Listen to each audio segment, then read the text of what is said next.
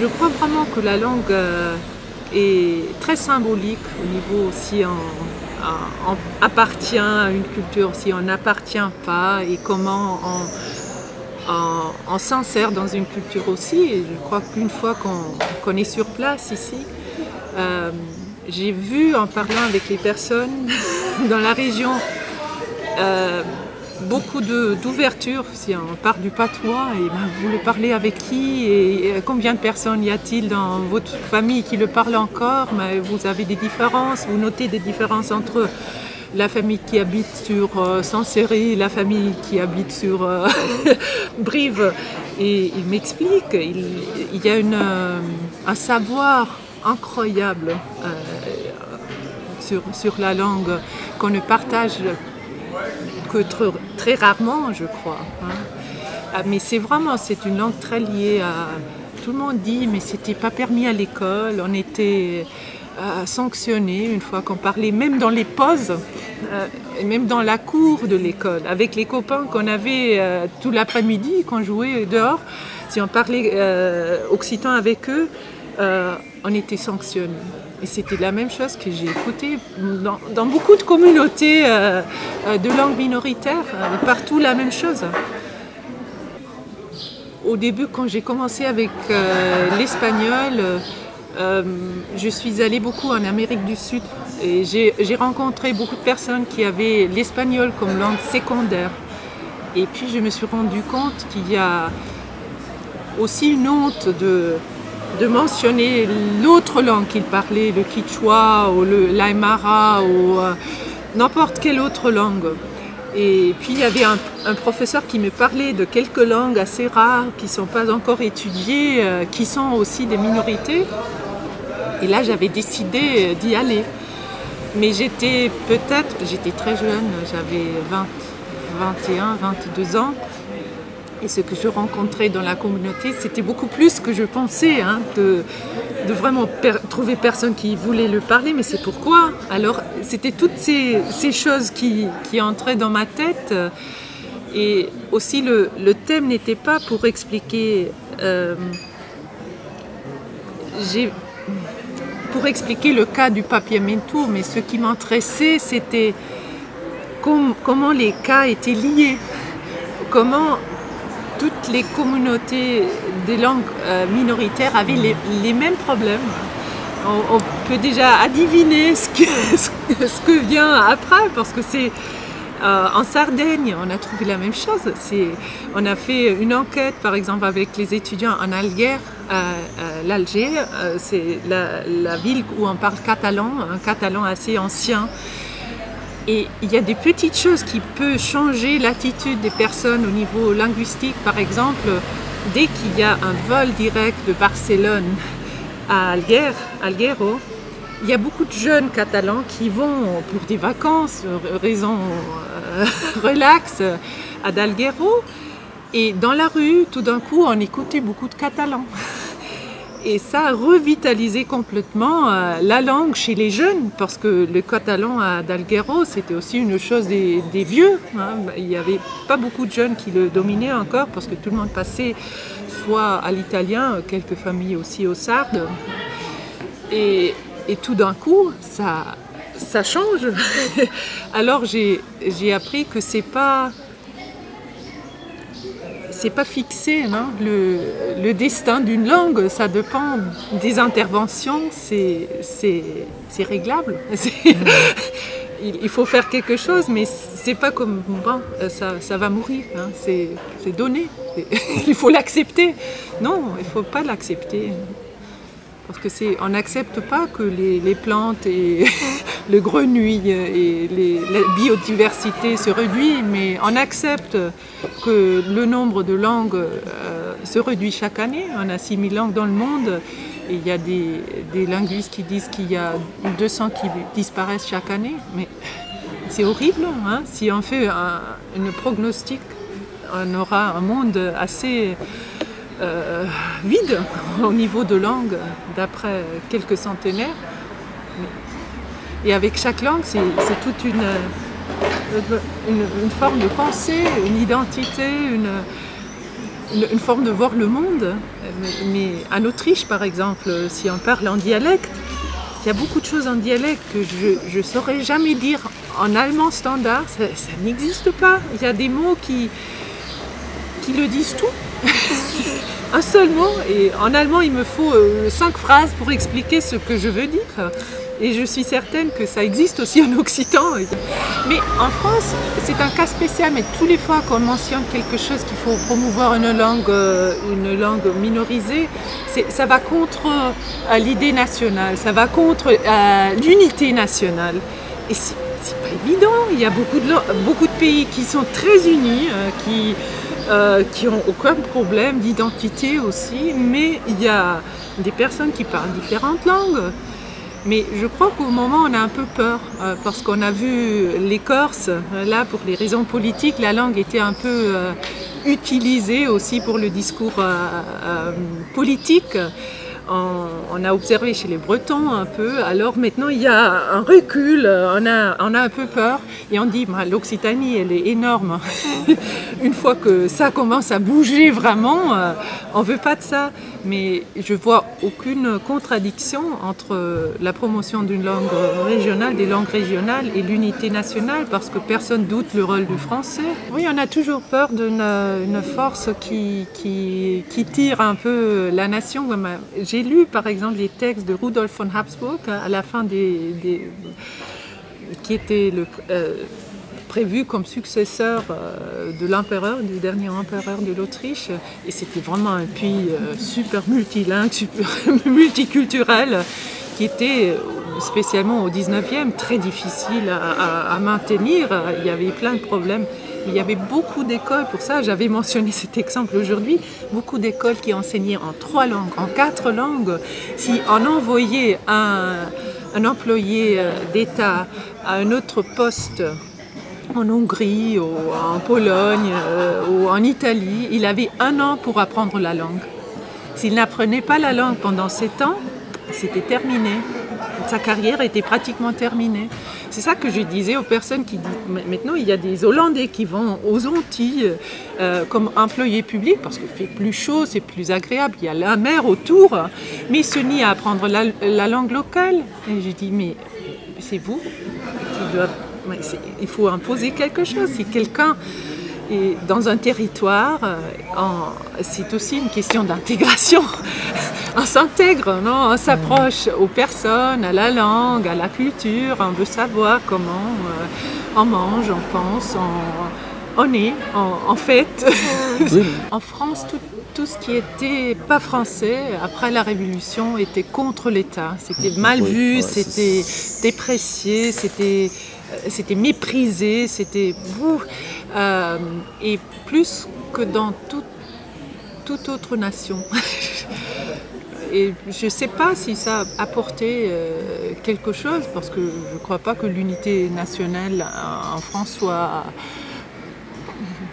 beaucoup plus grande qu'ailleurs. Ce qu'il en reste justement, c'est ce dont on parlait tout à l'heure, c'est ce sentiment d'infériorité. C'est ce que je ressens, quoi, la notion que s'il y a un Parisien, tout de suite c'est lui qui va être supérieur, même si on les moque, on les brocarde même, oui. Mais... Et même au niveau du français, oui, toute la discussion du polycentrisme des grandes langues, l'espagnol par exemple, les Espagnols ont accepté à la fin des années 90 que Madrid n'est plus la ville qui fait la norme pour tous les pays, toutes les personnes qui parlent espagnol dans le monde. C'est pas possible. Alors ils ont complètement changé la ligne vers le polycentrisme. Ils disent chacun fait la norme comme il veut, parce que l'important est de parler les uns avec les autres. On fait de la bonne communication avec toutes les académies de langue, de l'Argentine, du Mexique, n'importe où. Et comme ça, on fait avancer la langue. Ils ont commencé à mettre dans leur dictionnaire aussi espagnolisme. C'est un mot qui existe seulement en Espagne. Alors, on a aussi des spécificités comme les Argentins, n'importe qui. Et en France, je crois aussi que ça porte un peu à la chute du français. qu'on ne voulait jamais accepter qu'il y a aussi d'autres normes. Hein. Les Canadiens, ils étaient toujours mal vus. Hein. C'est les fous, les Canadiens, les Québécois qui veulent faire n'importe quoi. Mais ils ont créé leurs normes et c'est une norme qui fonctionne assez bien. Ah, parce que le dernier article que j'ai écrit sur le français, c'était, j'ai vu, comme nous sommes une université d'économie, on travaille beaucoup avec la terminologie d'économie. Alors les étudiants me demandent, mais on dit comment en français? Un mot simple comme marketing, que tout le monde connaît. J'ai regardé toutes les listes de la planification linguistique française. On n'a pas le droit d'utiliser ce mot, parce qu'officiellement c'est mercatique. Je ne connais personne qui utilise dans le monde ce mot, personne. Alors c'est une planification linguistique inutile, inefficace, ça n'apporte rien, parce qu'il y a des formations de mots avec ing depuis les années 30, c'est quelque chose qui est complètement prévu en français, le parking, le camping, n'importe quelle chose peut terminer en ing. Alors pourquoi pas marketing, hein? On trouve le mot dans des dénominations officielles par les universités, par exemple. Ils ont un cours qui s'appelle comme ça, alors ils doivent mettre mercatique, mais il y a des personnes qui demandent c'est quoi ça qu'on apprend? Et j'ai vu grande quantité de termes qui sont créés pour rien. Si on mettait l'argent qui est mis dans cette planification linguistique dans la question de sauvegarder les langues régionales, on pourrait beaucoup faire, parce que ça prend des milliers d'heures, des commissions de néologie, et ils font des listes qui sont acceptées par personne, qui n'apportent rien. Il y a un domaine où ça fonctionnait, c'était l'ordinateur, tout le monde le sourit, l'ordinateur, le logiciel. Là, bon, je vois bien que les Français ne se sont pas soumis à la terminologie anglaise. Je suis tout à fait d'accord, mais il faut le faire plus vite. Si ça vient après 10 ans, oui, maintenant on a trouvé un terme, mais ça ne sert à rien. Les gens ont déjà trouvé une solution. La langue, elle vit avec la communication, elle n'est pas à l'attente de quelqu'un qui me va créer peut-être un jour un terme pour que je puisse parler de quelque chose. Et pour moi, là, en France, il y a beaucoup d'argent qui se met dans la planification linguistique, mais c'est que pour régler, créer une norme pour le français qui, à la fin des comptes, n'est appliquée par personne. Mais je suis très critique dans cela, peut-être. Il ne faut pas... Oui, Et c'est vrai qu'on l'a vu dans la fameuse application de la réforme orthographique là, qui a fait couler beaucoup d'encre il y a quelques semaines. En fait, c'est l'Académie française, c'est le gouvernement français qui décide ça, alors que comme tu dis, il y a, je sais pas, 450 millions ou 500 millions de gens qui parlent français dans le monde, il y en a 60 en France. On n'a pas demandé l'avis des autres. Oui. C'est quand même un peu dommage, quoi. C'est ça. Et on n'accepte pas du tout le polycentrisme. Hein, c'est toujours, on attend ce qui est dans le dictionnaire, je sais pas quoi, et ça prend des années pour développer un terme, un dictionnaire. C'est trop long en plus. Et je le vois aussi, j'aime bien le français, c'est pas que j'aime cette langue, j'ai appris cette langue. Oui, mais c'est dommage quand même, parce que si on me demande mon avis, hein, aussi au niveau des étudiants, je dis mais laissez tomber la terminologie officielle, ça ne sert à rien parce que personne l'utilise. Moi j'aimerais bien une situation comme il y a un encadrement qui fonctionne vite, bien, et il y a une référence où je vois tout de suite, oui, c'est un terme assez accepté, oui, on peut l'adopter tout de suite.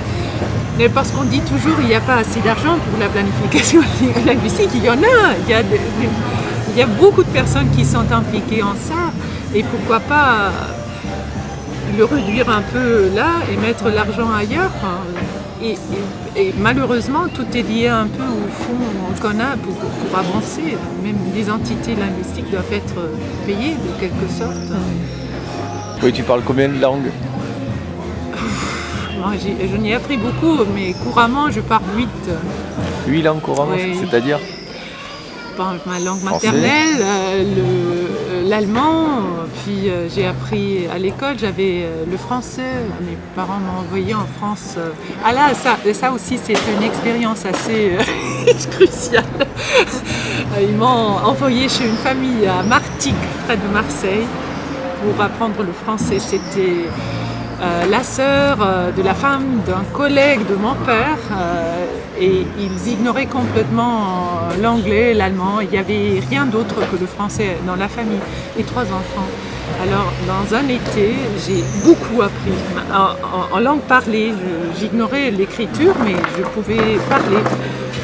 Et j'ai adoré absolument parce qu'elle m'a fait apprendre à cuisiner, à beaucoup de choses. J'ai appris beaucoup de choses. J'ai très très bien aimé. Alors je suis rentrée l'année prochaine, j'ai fait encore un été et j'avais choisi le français à l'école et ça avançait assez bien. J'ai fait mon bac en français et après je voulais faire mes études en français. Et je suis entrée, mais je parlais avec un accent du Sud. Hein. Bien sûr, pour moi c'était le français, c'était les seules personnes que je connaissais. Avec un fort accent, parce que le monsieur il était de la vallée de la Durance, de Sisteron, il parlait, oui j'étais à la ferme de la mer, avec les tantes, on avait un bon accent du Sud, hein. Moing de Peng, très joli, j'adorais. Mais quand je suis entrée dans la faculté, la professeure elle était de Reims. Alors la seule chose, tout le monde se taisait dans les cours, personne ne disait un mot. Et je parlais, je disais c'est pas du français que vous parlez, c'est quelque chose d'autre. Vous avez appris ça où? J'étais là au sud de la France, j'ai bien aimé. Non. Comme ça, vous ne pouvez pas jamais faire quelque chose avec le français, c'est pas du français. Ce que j'ai fait, j'ai laissé tomber le français. J'ai changé pour le portugais pendant quelques années. Après, j'ai repris parce que je trouvais que c'était dommage pour une seule personne. Mais déjà, cette attitude, hein, c'est dommage. Comme ça, on ne va pas jamais. La réalité linguistique en France, elle est beaucoup plus diverse. Mais comme je ne voulais plus faire le français, j'ai commencé avec le portugais, après l'espagnol, après, ah oui, je suis allée aux Antilles, l'italien avant, j'ai fait de l'italien pendant des années. Puis après, c'était l'hollandais, le créole. Et j'ai fait du catalan, pendant du roumain, j'ai fait quelques autres langues, du japonais pendant quelques années. Mais c'est pas de langues que je parle. Quand je les écoute, je comprends tout. Le roumain, par exemple, ça se comprend facilement, mais pour le parler, comme il met les articles à la fin des mots, c'est un peu... ça me coûte un peu. Ok. Vous voulez une autre